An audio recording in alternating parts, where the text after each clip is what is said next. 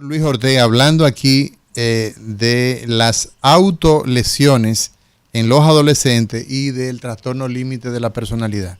¿Cuán frecuente es esto? Vamos a darle chance a la gente. 809-682-9850, 833-380-0062. Buenos días. Buenos días, Mauri, a todo tu equipo y a todas las personas que nos escuchan.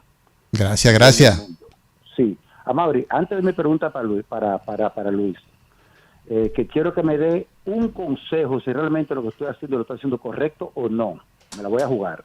Quiero decirte que el programa de ayer, precisamente, esas informaciones que se le dan a los pacientes en ese proceso de convalescencia, aquí eso es institucional. Quería participar ayer, es institucional. Aquí hay un equipo que se encarga de eso y lo cubre el seguro aquí para que la enfermedad, para que esas personas no se compliquen y los seguros no tengan un alto costo. Pero será ya en otra oportunidad que vamos a entrar en detalle. Luis, una cosa, mira, esa etapa de la adolescencia, donde mis hijos se tornan agresivos, van cambiando de personalidad, una etapa muy confrontativa, muy debativa, esa etapa yo la aproveché para yo hablarle a la franca a mis hijos de droga, de cuáles son las consecuencias de usar droga a esa edad.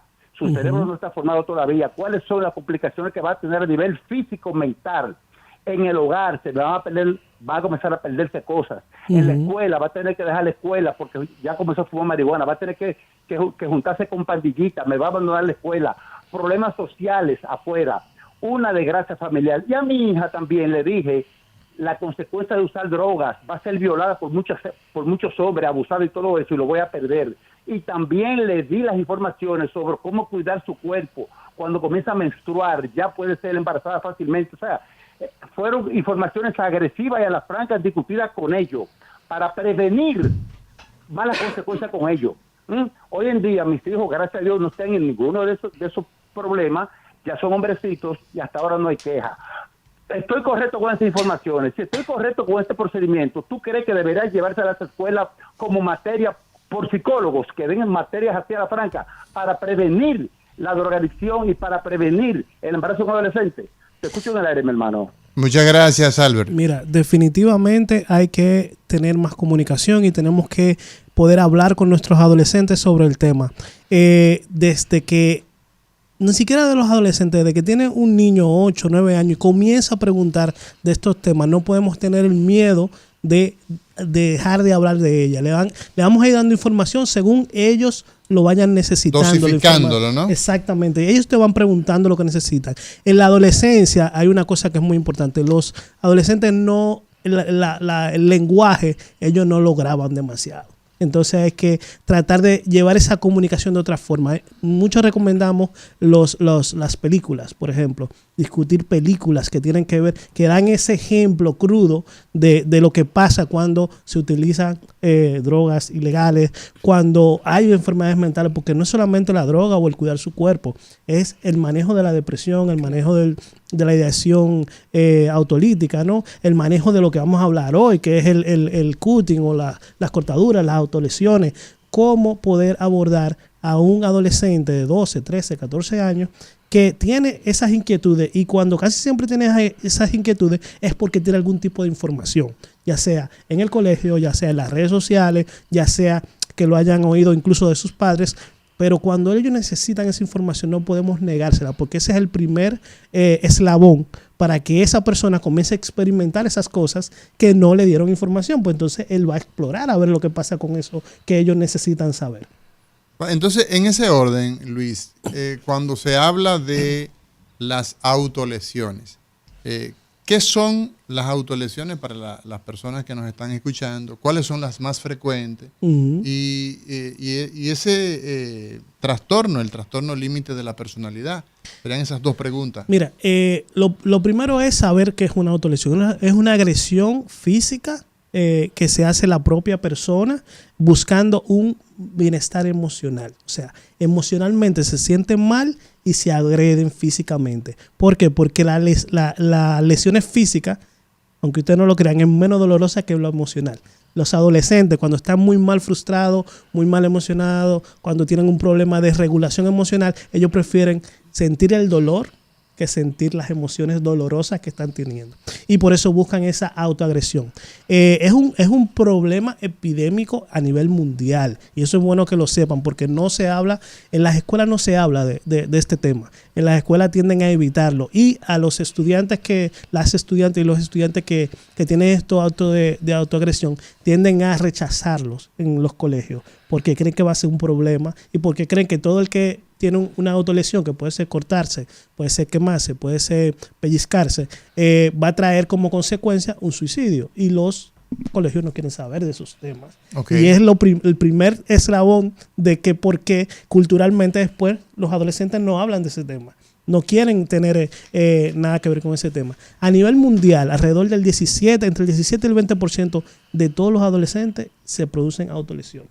17 a 20 es mucho. Muchos. De cada 10, 2 personas en la etapa de la adolescencia se autoagrede de alguna forma. De alguna manera. Aunque sea una vez. Porque no todos los que se autoagreden es buscando la idea de suicidio, y eso lo vamos a discutir más adelante. Bien. A nivel nacional, yo asesoré a una tesis en la UNFO en el 2019, porque este tema yo no lo traigo de ahora, este tema yo lo traigo desde que llegué al país en el 2013. Alrededor de 60 de 200 pacientes que fueron al Santo Socorro tuvieron algún tipo de autolesión. Y eso es una cantidad extremadamente alta. Sí. Vamos a ver qué dice la gente. Buenas. Aló, buenos días. ¿Cómo estamos, Mauri? Bien. ¿Y tú? Es Daris que habla. ¿Cómo está todo? Bien. Adelante. Escuchando al doctor, el especialista que está en planta, diciendo yo que la autoflagelación, el intento suicida es causa psiquiátrica y psicológica que tienen los jóvenes actualmente por uso y consumo de narcóticos. Gracias y buen día. ¿Tiene alguna asociación el hecho de que las personas con esta condición, es la pregunta que interpreto, sí, con uso de sustancias? Claro, sí, hay una serie de causas que van a producir lo que es la autolesión, y entre ellas está el uso de sustancias, sí, las enfermedades mentales en general, incluyendo el trastorno que vamos a hablar, que es probablemente uno de los más frecuentes que tiene que ver, que es el trastorno límite de personalidad, pero también los que se deprimen, los que no se regulan emocionalmente. Hay adolescentes que se han cortado, que se han pellizcado, que se han autoflagelado, como dice Amaury, y una vez en la adolescencia, porque tuvo un estresor muy grande, no supo cómo manejarlo y no lo vuelven a hacer más, sí, porque no se sintieron a gusto, porque no les funcionó como ellos quisieran funcionar, y entonces al final es una autolesión que tenemos que tomarla en cuenta, pero bueno, por eso es tan frecuente que los adolescentes se autoagreden, ¿no? Se autolesionen.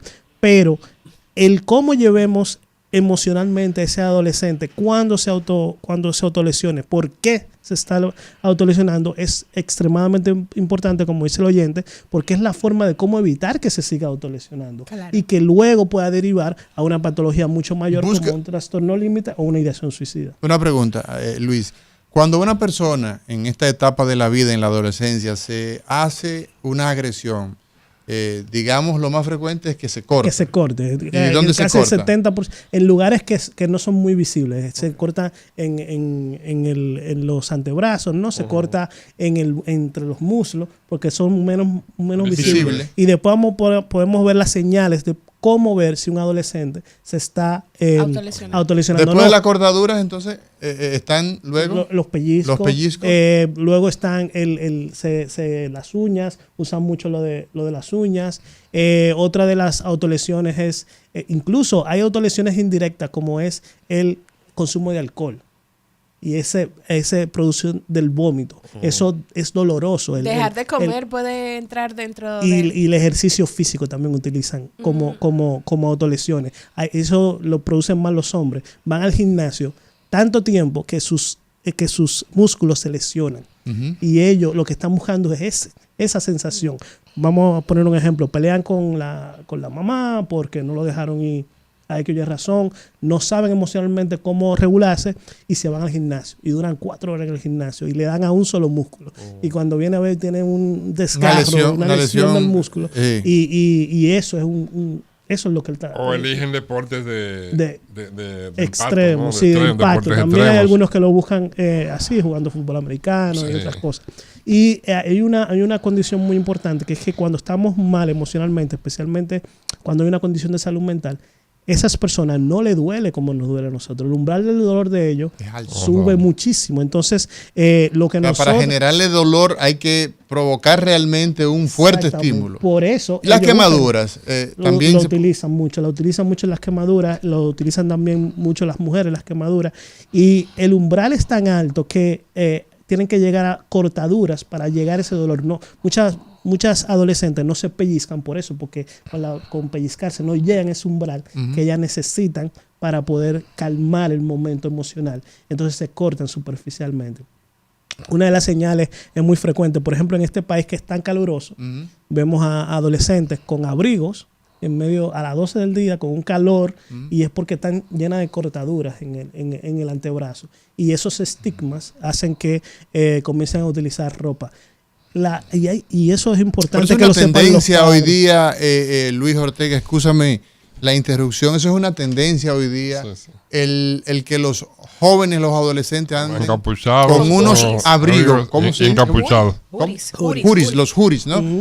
Eso es una tendencia. Todos los muchachos andan o porque están muy gorditos o Exacto. porque están, no sé, o sea, están ocultando algo. Cubriendo algo. Están cubriendo algo. Por eso viene esa moda. Esos adolescentes están utilizando esto para cubrir algo. O sea, su Entonces, es cuerpo- una pista, es un signo Claro, de esa es una forma de saber que ese adolescente tiene un problema. ¿Cuál es? Puede ser la cortadura, puede ser que se siente la imagen de él no es acorde a lo que en realidad es, se siente más gordo, se siente más flaco, tiene una dismorfofobia, se llama, tienen problemas de obesidad, tienen problemas de bullying y por eso se tratan de esconder bajo Debajo de esa capucha. de la capucha. Entonces, el ponerse ropa inadecuada para el clima que tiene es una señal de algo. Entonces, ¿Qué otra señal? Bastante interesante, Sí. doctor Luis Ortega. Muy Mira. Recordar que el doctor Luis Ortega lo encontramos en SIDKit RD. SIDKit RD lo encontramos en el teléfono 829-290-7420. 829-290-7420. ¿Qué otros? mira, otra señal muy frecuente que pasa con los familiares de mis pacientes es, en el caso del cutting, es comenzar a ver que en la sábana de donde duerme el adolescente, pues comienza a ver pequeñas manchas de sangre y que no concuerdan ni siquiera con el periodo si es hembra. Entonces comenzamos a lavar la ropa y ¿qué pasó con esta sangre? No, que boté un poco de sangre por la nariz o boté un poco de sangre por la menstruación o lo que sea, pero eso tan frecuente hace que hay Claro, un hay problema, que se poner está cortando y no sabemos. Que se aísle mucho en las habitaciones, que se aísle mucho en el baño mucho tiempo. Eso quiere decir que algo está pasando, que ella tiene que aislarse de la familia. El encontrar, cuando limpian, bueno, ya las madres no limpian tanto como antes, vamos a decir, ahora hay servicio. no. Ahora hay servicio, pero El servicio. cuando el servicio o la madre comienza a encontrar objetos punzantes o objetos diferentes en lugares donde no deberían estar, debajo de la cama, un cuchillo, un cúter en una gavetera donde no debería estar, ¿no? Eso es una señal de que ¿por qué él tiene que esconder esos objetos cortantes o ella tiene que esconder esos objetos cortantes? El cambio de personalidad brusca, en cualquier etapa de la niñez y la adolescencia, eso es una alarma. Eso es una alarma y hay que buscar a ver por qué ese cambio brusco de personalidad. Nadie cambia la personalidad de 2 semanas, en 3 semanas. Hay algo que ha pasado que ha hecho que ese adolescente lo cambie. Y también el círculo social donde él está. Vuelvo y le digo, los adolescentes son muy gregarios, son muy de grupos. Son muy de juntarse. Y cuando pasa Y de sus algo, amigos. Y cuando- habla de mis amigos. Claro, y en el cosa, por ejemplo, en los años 80 en Estados Unidos, las gangas, y hasta en la actualidad, o sea, las pandillas es como el lugar donde el adolescente se siente más recibido, aceptado, hay Identifica ceremonia todo lo de demás. iniciación y todo eso.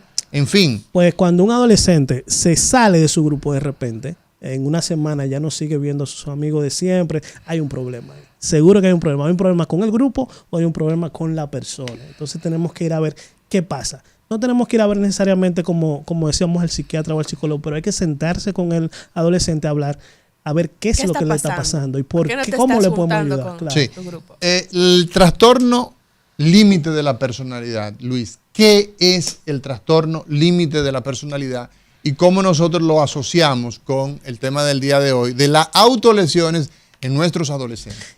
Cuando hablamos del trastorno límite de la personalidad, hablamos de una patología, de una condición. De una enfermedad. De una enfermedad. Sí. Porque nosotros todos los que están oyendo, nosotros como panelistas aquí, pues tenemos un tipo de personalidad y unos rasgos de personalidad.